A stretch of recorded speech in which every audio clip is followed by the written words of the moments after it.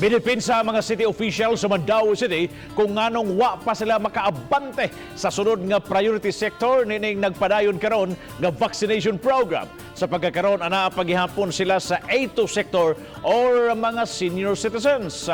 Ang live report ni Nico Serino. Nico.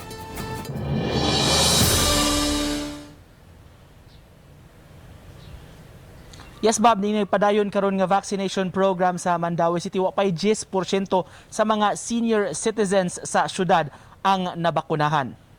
1.8 hectares.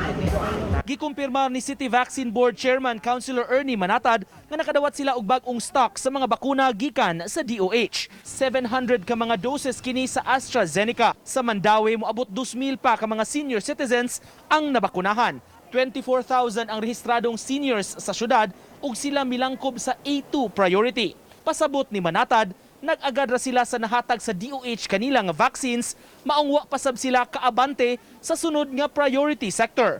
Human sa senior citizens, ang A3 sector o persons with comorbidities o medical condition ang bakunahan. Giingin na naman inoon may ganaganing. Naginay mang Mandaue kay wa pa man kuno may mulayat sa A3. Dili pa man gyud dapat mulayat og A3 kay ang requirement sa DOH at least 90%.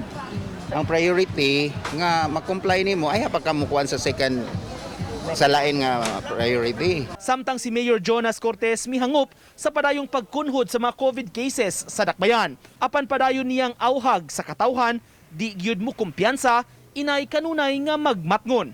Tungod kay nanaog nga mo kumpiyansa na lang sa ta, mo balik ta sa atong naandan. Atong ipadayon og unsa roy atong gihimong mga practices, no? The good practices. Ang maayo padayonon.